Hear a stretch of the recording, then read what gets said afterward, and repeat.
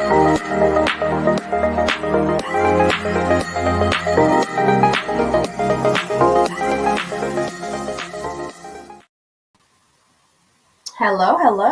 What up, though? Welcome back. Happy New Year's 2022. We are back. Did you miss us? We missed you. Even if you didn't miss us, we missed you. So we took a little break, a couple of weeks, the holidays, everybody running around, everybody, with all the craziness that's going on, everybody kind of just needed a break, needed to sit back and just rest and reinvigorate ourselves for the new year. And work on your mental health status, right? And that's the topic that we are going to be touching upon tonight with our special guest speaker. Is there anything you want to say before we go into it? Definitely. Tomorrow will mark a, using the word anniversary usually has a positive connotation to it, but this is not positive. But tomorrow will be the 1 year anniversary of the January 6th riot. And I just have to say I cannot believe it's been a year already. I am, that scenario scared the hell out of me. And not only did it scare the hell out of me then, I doubled down on that now because sometimes you need to back away from social media, back away from Fox News and CNN because it's extremely depressing at times. I hear the news through you. Yeah, but I feel that, like my grandmother used to say, it's time to get the news so you know what's going on. So, I still kind of tune in and I see all these people saying that, it was staged by the FBI and it was Democrats paying people. And, we're talking about mental health. So I want to be very, I don't want to disparage anyone because mental health is huge.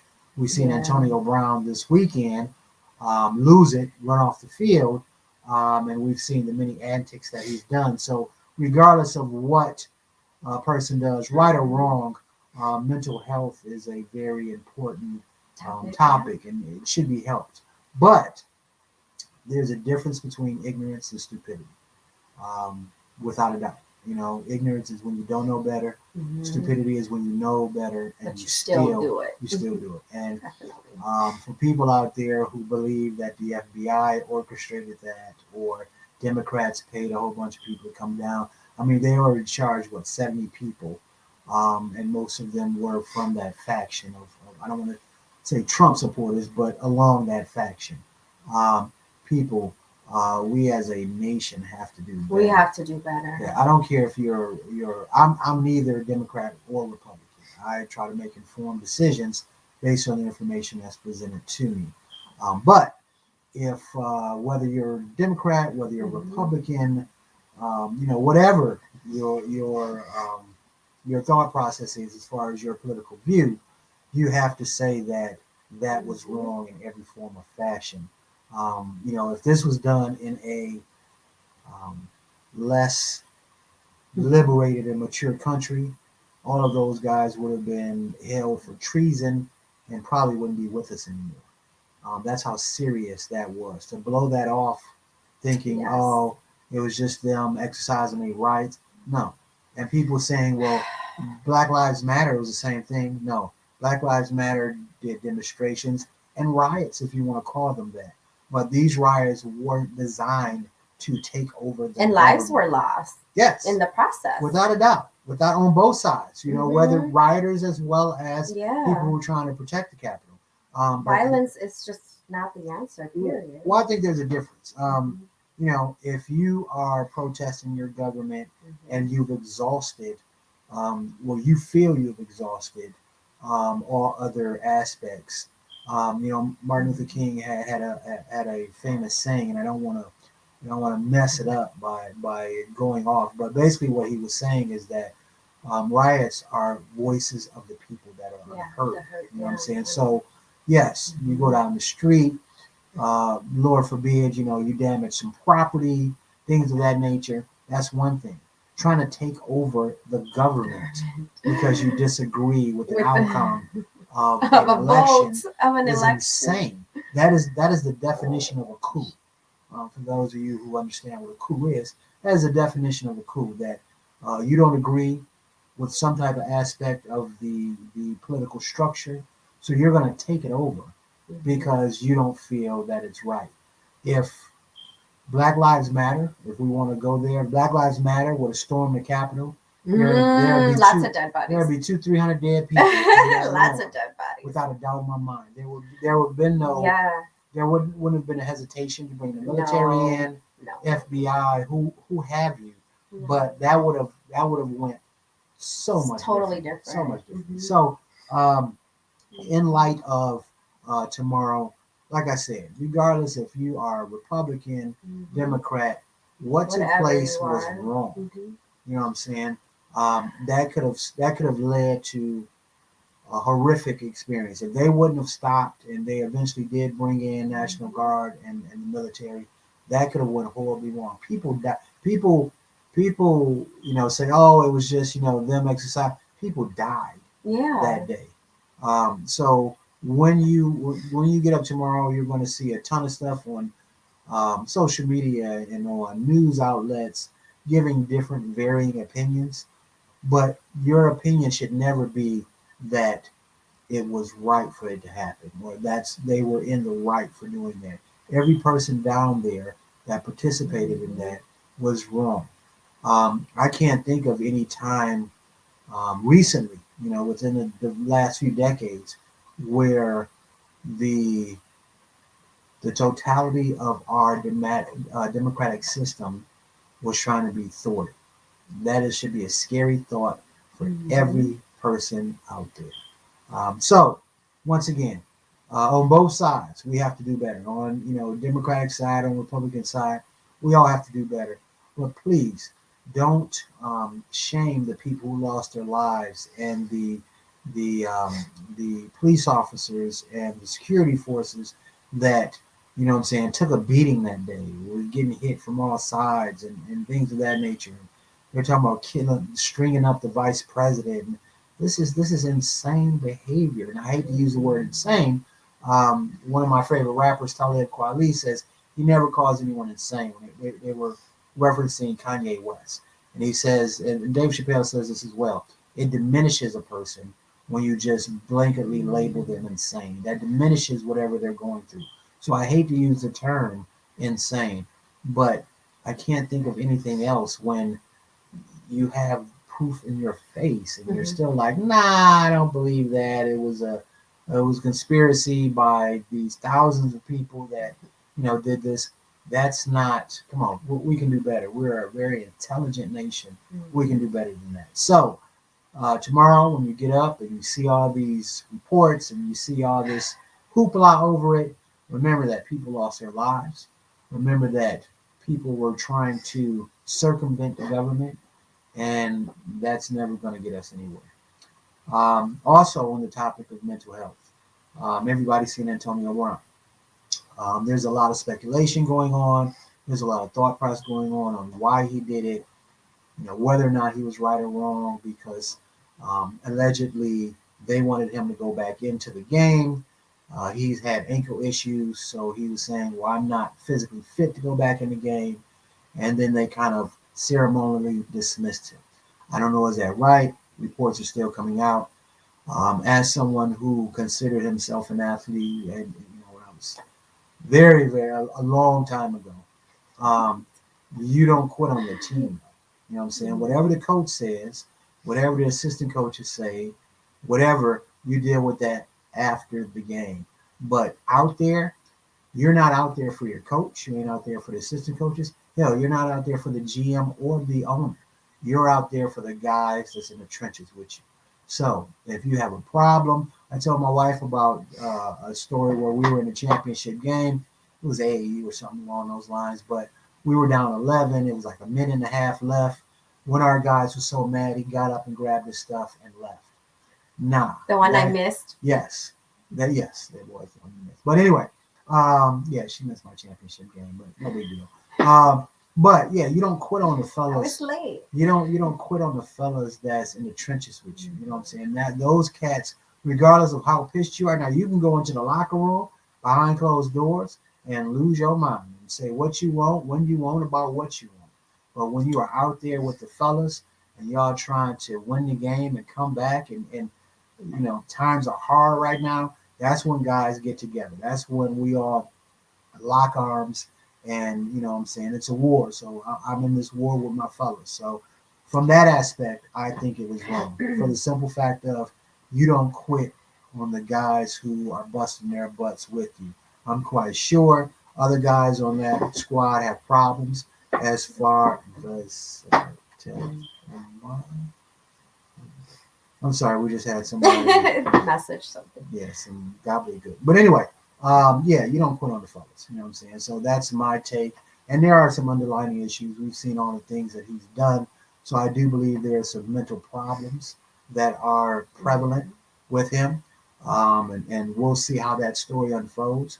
But the only problem that I had is that, you know what I'm saying, not only did you kind of make a spectacle or mockery of yourself, but you did it for the organization and the team as well.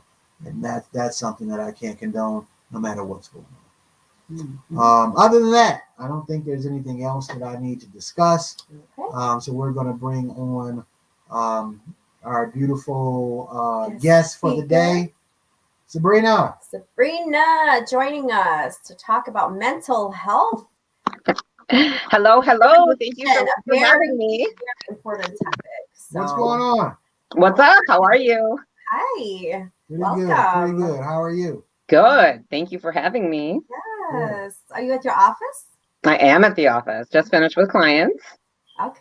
Man, you burning the late night hour, ain't you? That's how it Late works. night Most of work? our clients work full time, all right? So our hot time is 4 to 8 p.m. All Yeah. right, all Yeah. right. I hear that. And so, as you heard, this is a perfect time for us to have you on because there's a Yeah. lot of, I think, situations that require the expertise of a professional. Yes. You're not able to diagnose them because you're not, they're not one of your clients, but you can give insight, to some of the things that we spoke about. And then we can go into some other things about mental health. But first, why don't you introduce yourself, introduce who you are and what your professional specialties are. Hey, great. So my name is Sabrina Albert. I'm the owner and clinical director of Stonecatchers Counseling. So we are a mental health private practice in Downers Grove. We are minority owned and dominated. All my therapists are either minorities or they're an immigrant from another country. So we represent 9 different countries and speak six different languages here. So we have a clientele of about 75 to 80% minorities. So it's really great to be in a community that lacks resources for minorities and to be able to provide that service. Sure. Definitely. Now, what do you guys deal with specifically? Is there any specialties that you have, or is it basically all forms of clinical psychology? What do you guys kind of specialize in? Sure. So we have a lot of different areas depending on the therapist. So, we have people who are specialized very much in psychoanalytic work, doing more trauma-based work. We have people who, do faith-based work where they use Islam to be able to, help people deal with their issues, especially people who are very strong in their faith. We have people who are, we have a therapist who practices Buddhism and he does a lot of meditation with his clients. We deal with eating disorders. We have a child therapist. So we have a client that's 3 years old and we also have a client that's 89 years old. So we have the spectrum from, young to old. We do not discriminate.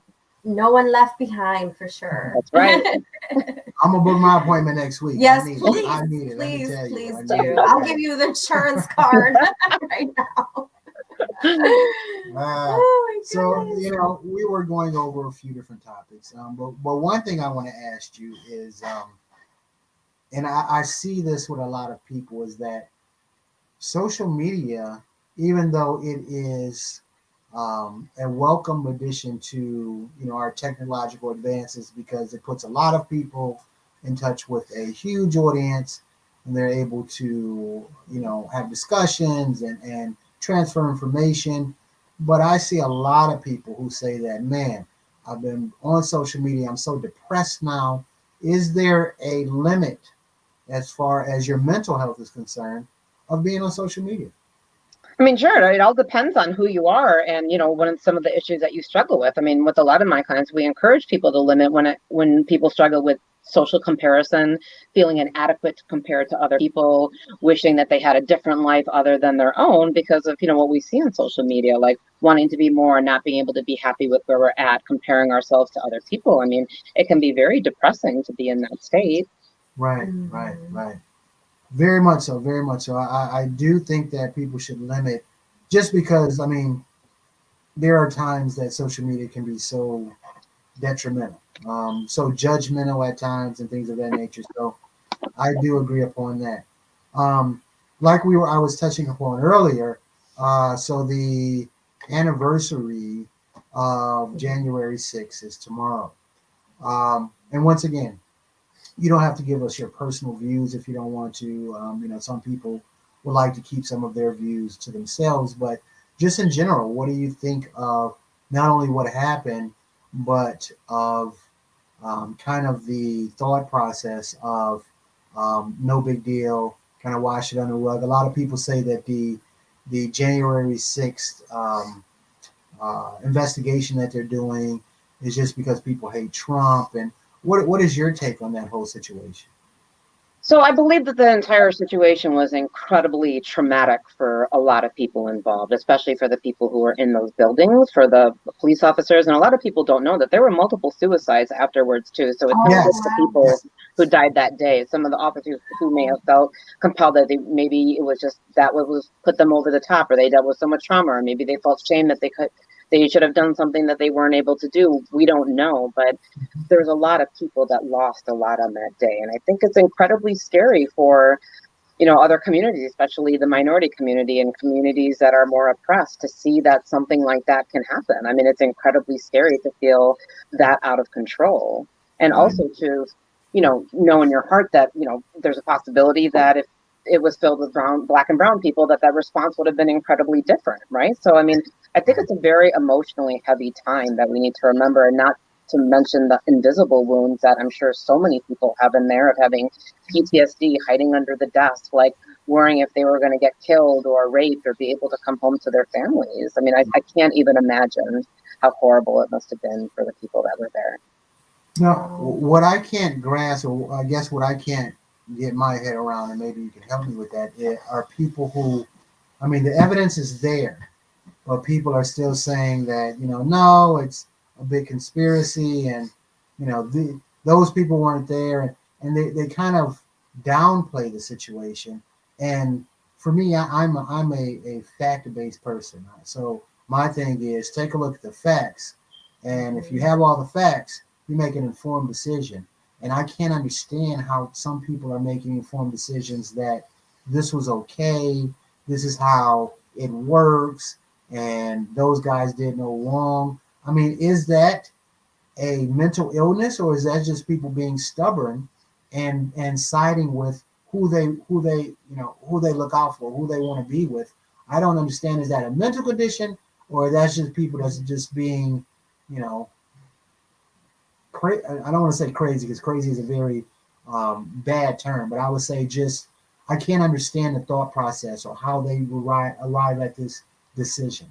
Yeah, absolutely. So denial is powerful, which is why they say it stands for don't even know I'm lying, right? Like when you're in this lie and you're living this, right? So, Gabriel Maté has a really amazing documentary called The Wisdom of Trauma. And he talks about how we carry unresolved trauma from generation to generation, that we really don't deal with it. And when we talk about things during the civil rights movement or Jim Crow, or things that happened during slavery with people being lynched, like there were like pictures and crowds of white kids watching this happen. And a lot of times it never gets dealt with, right? So when things don't get dealt with, sometimes you continuously have to tell yourself this lie that it was justified. What I saw wasn't wrong, because once you have to accept it, you have to accept everything that's involved. Sure. And Brian Stevenson does such a great job when he does his interviews, and he shows these pictures of look at all this trauma, not just for the Black community, but for the white community, having to sit around and celebrate lynchings and the murder of people. And and having slaves and all this kind of stuff, and having to tell yourself that what I'm doing is okay,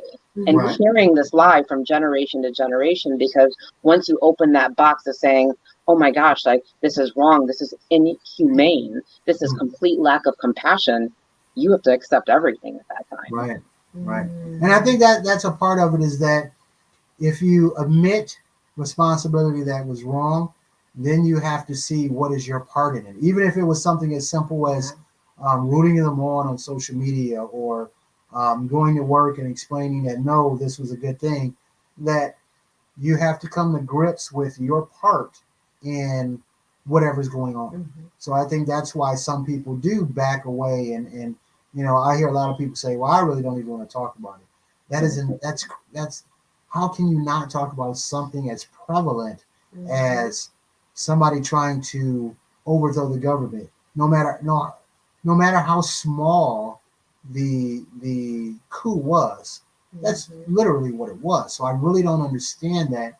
And that's why we want to talk to professionals, because,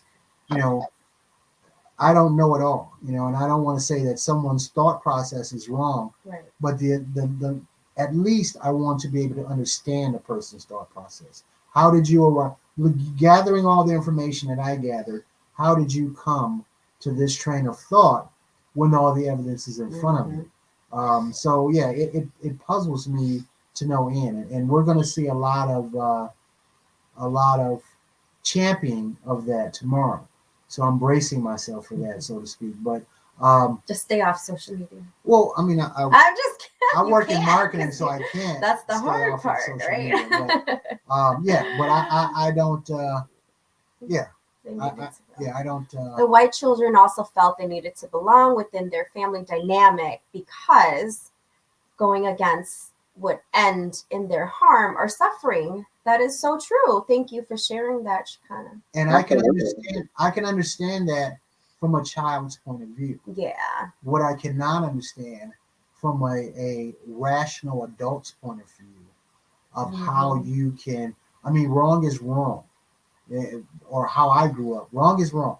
Now you might have differing views of the level that it's wrong, but in this instance, owning slaves is wrong. There is no way you can justify owning another human being. Some people try to rationalize it because there are certain aspects of the Bible that talk about slaves. They try to say, well, this is how we've always done it. I've even heard someone say that, well, we gave them a better life because without us, they wouldn't have food and clothing and that. Okay, you can justify what you want to justify, because that's just the nature of the human mind. But in the same instance, deep down, I think everybody knows wrong is wrong. So that's why I kind of don't understand that interpretation. Sure. Yeah. But another aspect, did you see the Antonio Brown fiasco? I did see that. Okay. What is your initial thought process on that? Do you just think, hey, he was just in his own bag, or do you think there's underlying issues? I mean, if I had to go through just his recent events, he has thrown furniture off of his balcony because the furniture guys weren't moving it correctly. He's kicked a kicker. He has faked his vaccine card. He has quit on 2 other teams. He has been accused of sexual misconduct. And now this. Just from outside looking in, once again, he's not on your couch, so you can't properly diagnose. But what is your general thought process as far as he's concerned?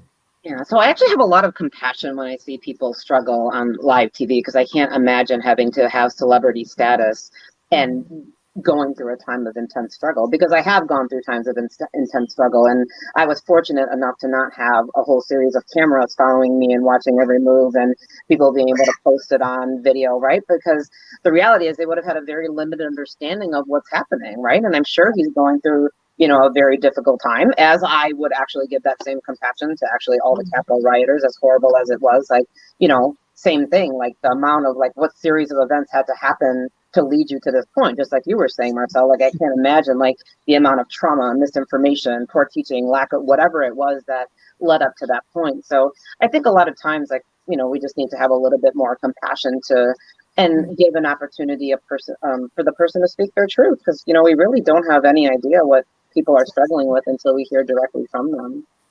Now, what do you do when you feel someone is struggling with mental health? Let's say that you were a teammate of Antonio Brown. You kind of see him kind of spiraling out of control, whether it be just that's just how he is, or whether he has true underlying mental issues, but the person doesn't seem to want to get help or doesn't feel that they need help. What do you do? So people get to make those choices, right? I mean, you can't really take someone's right away unless they're in imminent danger of harm to self or others. But there are things that can be done in terms of doing interventions or, you know, being present and available to talk, calling and checking in on someone. Because what happens when people are struggling is that, you know, sometimes they, you know, act cruel towards people, or they don't treat their friends right because they're in a, you know, particular state, and people get they don't want to be around that person anymore, right? And then that person who's struggling gets even more and more isolated, right? So sometimes it's just a matter of just continuing to show, you know, love and care during that time, so that person knows that they're not alone. Yeah. How can you tell the difference between someone that is just struggling with maybe depression or mental health issues, or someone that you fear could possibly harm themselves? Because that's when I feel that you have to get involved. If you feel that they're going to harm others or they're going to harm themselves, that's probably when you want to get involved. But what are some signs? Right, but you don't want to get involved and you're wrong, and you're like, oh man, I think he's going to hurt himself, and he's like, dude, I'm at home taking a shower. What are you talking about? Right. So what are some of the signs? And when you see these signs, what is the best course of action without, you know, severing your friendship or offending them or anything of that nature?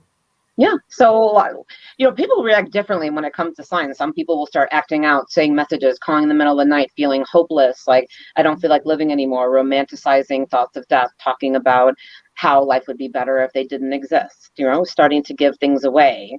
And then some people act like everything's okay and they just completely isolate, right? Because the further they push people away, then they're like, see, people don't remember me, they don't care about me, it's not going to make any difference, right? So, you know, there's a lot of different signs. And that's why I say the only way you can really recognize the signs is if you stay close, right?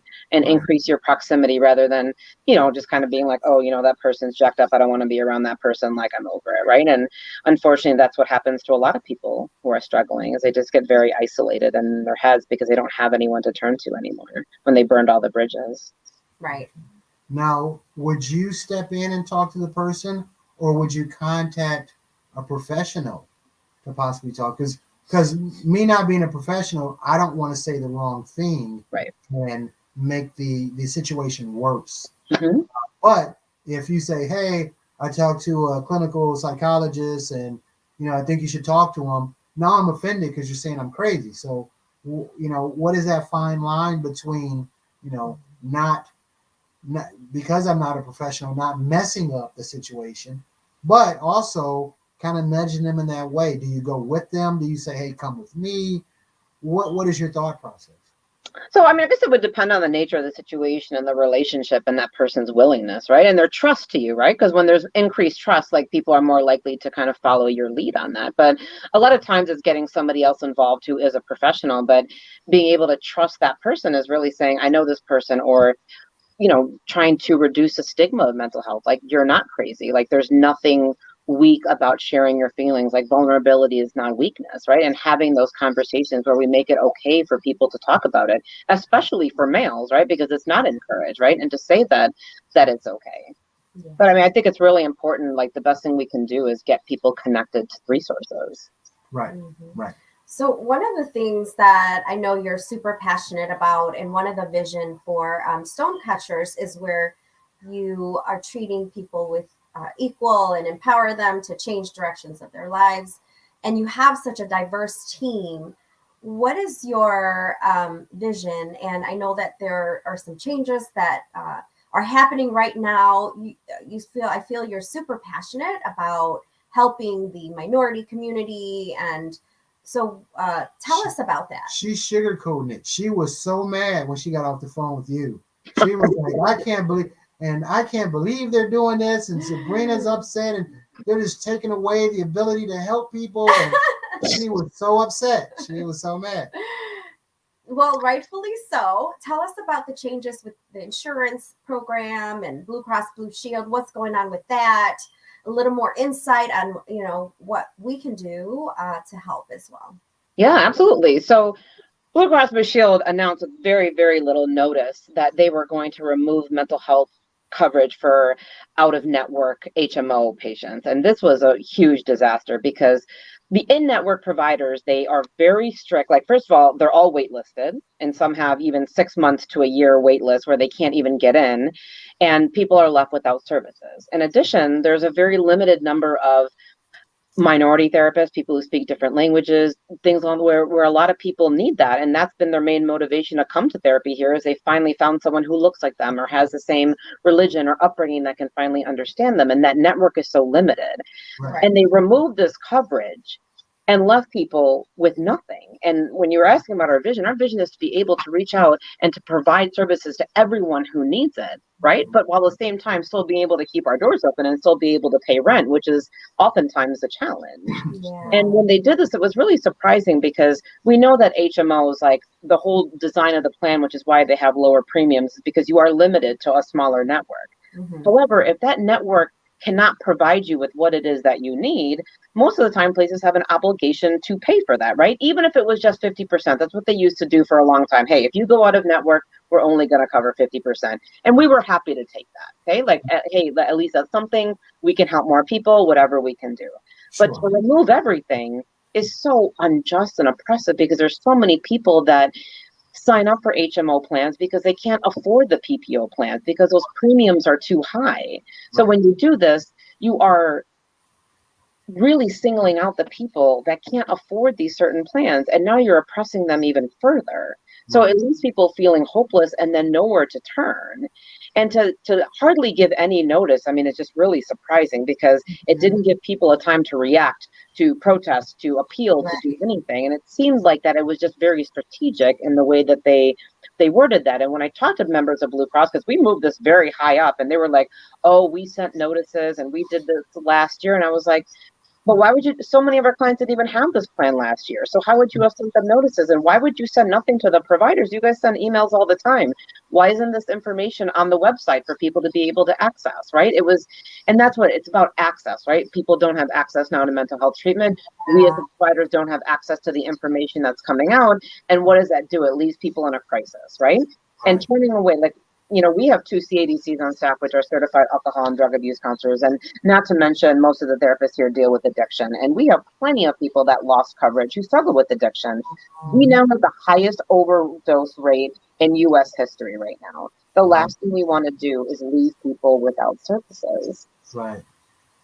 Wow. So that's what we're facing right now and trying to be able to, maneuver and plan. And I just reached out to, an in-network provider. They do everything possible to not let you in. And they just put it in writing when I was saying, some people need a Black therapist because that they feel like that's the only person that's going to understand their problem with something. And she put it in writing. We don't make exceptions to allow you in network because of people's preferences. And we don't make exceptions because of longer wait lists. So basically, you don't get to have a minority therapist. It doesn't matter if you have to wait a year to get in. Like, I don't know what to tell you. And it was to me, it seemed like a very confident email with no regard for what this does to people. It's another way to reject people, and it's an awful thing to do when people are already struggling. Wow. So this is officially into law right now. This is into law, and we tried, and I was just Blue Cross Blue Shield. Mm-hmm. That's one of the biggest. That's one of the biggest healthcare providers that there is, though. Mm-hmm. Yeah. Wow. So is there a way to fight this? Is there a way to petition? Is there a way to have our voices heard about something? We have an audience, and in any given we might have 10,000 or a little bit more people that take a look at our podcast. So if they wanted to help, if they said, hey, this is wrong, we need to do something, is there a course of action right now?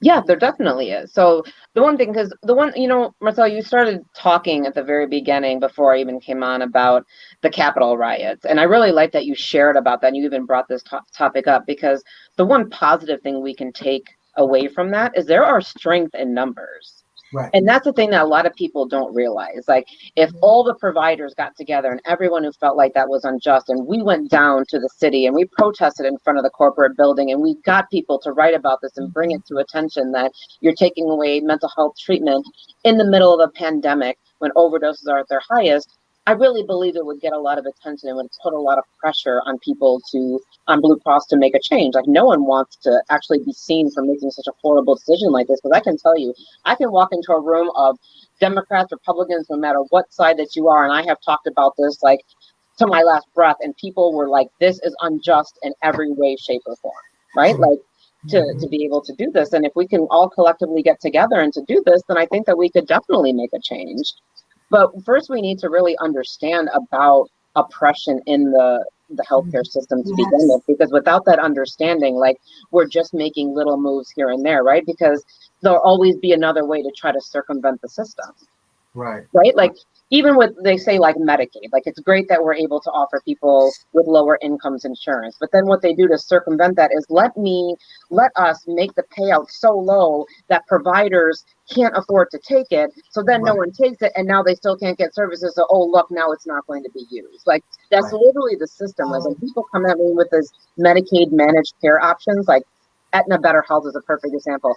I literally don't know a single therapist in the county that takes it. I posted on the therapist Facebook. I can't find one person. So great, you have provided health insurance to someone who couldn't afford it, and now nobody takes it, right? Like, so it's just another way to continue to approach people, right? And then when you're calling providers like, I need help, and they're saying, we don't take it, like, your self-esteem just gets lower and lower of that, like, rejection.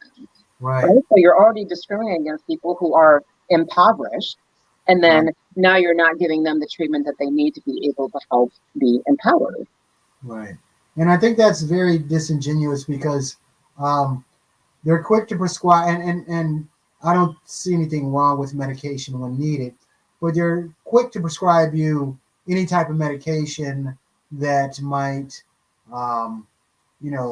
pacify you, so to speak. But they won't give you the ability to talk to a human being and get the actual care that they need. That seems disingenuous to me, big time. I don't understand that. You can be prescribed medication that, I forgot what medication it is, but they say it's a pandemic right now as far as people taking it. But then again, you can't sit down and talk to somebody and kind of bare your soul to a professional. Yeah, I don't think that's cool at all. So in a perfect world, if you could change the narrative of this particular law, how would you change it? So what I would do is have the compensation rates be comparable to that of commercial insurance, right? Because it doesn't have to be the same. We understand that, like, there isn't an endless amount of money come out of taxpayer dollars to be able to pay for these plans, and we have to be realistic about it. But having a Medicaid plan pay out $45 or $50 and a commercial plan pay out $120, you're talking about a dramatic difference. Like, it's not motivating for providers in general to want to take it when they're in that situation, having to pay incredibly high, rent rates and all that kind of stuff, and to try to keep a practice alive with these rates. So having something that's comparable to actually motivate people to want to take it would definitely, get people to want to be able to get a network and to be able to provide services, because it doesn't make sense to decline services and think that you're saving money as a society to do that, because people end up in jails, institutions, inpatient treatment facilities, and ultimately, when people are heading to jail because they couldn't get treatment, or they relapse and because they couldn't see their therapist, that is coming out of taxpayer dollars. So I would rather that money go towards a fair compensation rate, so that way more providers could take it, and now more people have access to services. That's a great point. Makes perfect sense. All right, let's get on the job then. Where are we going to have people call or email or sign a petition? How are we going to get this started so we can make this change? Okay, so we already have a petition going, so you can find it on our Stonecatchers Counseling webpage. We have the petition going, you can sign it. We already have over 200 signatures. We also have the CEO of Blue Cross Blue Shield, her email address for that you can email her directly, which I have already done. I've encouraged other people to do so that we can get our voices heard. And then if people could come together and show a willingness, if we can have strength in numbers like they were able to do during the Capitol riots, and if people can come together for this type of dysfunctional thought process and wanting to harm people, we should be able to come together to be able to help people. Mm-hmm. So we want to 200, nothing doing. We want to see if we can get 1,000 by the time we do our next podcast. So we're going to put it on our social media. We're going to share it as much as possible. We'll also put it on our Blasian Soulcast. So is it just Illinois or is website, it just all over? But we're going to get people. So that's our goal is 1,000 for the next week. So that is a great question you asked, Laura. I actually don't know the answer to that. We were doing a lot of crisis management that I wasn't able to dig as much deeper because we were trying to figure out ways to be able to help our clients. But it would be interesting to find out if this is a nationwide policy, if this is specific to Illinois, and what we're going to do, because if we don't reel these things back in, it just spirals out of control. Like, that's how we got to these places of, Jim Crow and, death penalty and life without, parole and life sentences for juveniles and all sorts of crazy things, because people didn't stop to be like, wait, what are we doing here? Right? Like, we don't take some time to think about like what is actually happening at this time. Like, I'm still trying to figure out how no journalist wanted to pick up on this story. Like, to me, it's like shocking. And everyone I've talked to is like, you're kidding. But like, there's no exposure about this. And I must have emailed this story to like, I don't even know how many reporters, and no one bit at it. And I'm still wondering, like, does Blue Cross have these people on payroll? Or are they providers? Like, the one thing I do believe, though, is I believe a lot of therapists are too afraid to talk about this because they're afraid that Blue Cross is going to start auditing them and retaliating against them. And it's a totally valid fear, but it's something that I really believe that we have to walk through for the greater good, because it's just going to spiral more out of control, and more people are not going to be able to get the services that they need. Yeah, that makes perfect sense. But yeah, we let's get these numbers up. Let's something so worthwhile. First of all, I believe that a lot of people don't know about this. It's not in the news. Yeah, it's kind of swept under the rug per se. They just found out. Right, you guys found out. Yeah, we found out on December 17th for a 1/1 end date. That's when we found out on December 17th. So they didn't even get notice. Yeah. So it's we had 14 days to try to figure out what we were going to do. So it was quite the crisis. Wow. But then, when you talk about like race, and you talk about like low income, or you bring up those type of topics, some people think that it's like it's controversial, right? And so some people don't want to touch that. Or politics or whatever. Like, you just ran into a situation like that as well when you were going to go speak somewhere, but the topic you wanted to bring up, the people there, the board felt perhaps it may be controversial. Controversial. Well, I think one of the biggest problems with a situation like this is if it doesn't affect them, right, then it's kind of out of sight, out of mind. Well, and insurance companies, their business, right? So they're trying to find any which way they could save money, but they're not thinking of the effects that it's having on the humans that are like serving them, that are funding them. Yeah, big business is always going to be big business until you make them change. Right. But I think that the average taxpayer, and this is usually, kind of status quo for Americans, is that if it doesn't affect me, if it doesn't affect my household, if it doesn't affect me and my family members personally, then I got 100 other things I got to worry about. So this is putting something else on my plate. But as Sabrina said, we are all simpatico. We are all connected. So if something might not affect you up front, on the back end it will. As you said, if we don't take care of the mentally challenged, then and they break into your house or they commit a crime or you have to pay for them going to jail or things of that nature, it does affect them. It does. On the back community, society. So if someone needed your services or wanted to learn more about this important topic, or like I said, they just want to talk to somebody and they feel that with this being such a stressful time right now, especially with COVID, I guess, ramping back up right now, how do they get in touch with you? How do they go about getting help? Yeah, absolutely. They can go to our website, which is stonecatcherscounseling.com, designed by our very own host right here, Laura Robertson, who is actually revamping the website. Which we are rebranding. Yeah, very excited about that. So you can always go to our website. You can go to our Facebook page. You can send us a message through there. You can call our line, which is 630-797-9807. Like, there's a lot of different ways to be able to get in touch with us. And our answering service is 24/7. They send messages directly to us, so that way we can make sure that we can reach out right away, because we know that mental health can't wait. Awesome. So one last question. What is 2022 bringing for Stonecatchers? So 2022 is going to bring a nonprofit agency called R&B Counseling, with the R standing for refugee and the B standing for BIPOC, where we are going to open a nonprofit and provide free or low cost services for those who are unable to afford it. So we have people coming in from Syria, different, countries where they're displaced from their home country, and we want people to have a safe place to be able to go to, and we don't want to have to turn people away. So that is a vision, to be able to help as many people as possible and not have to say no to anyone.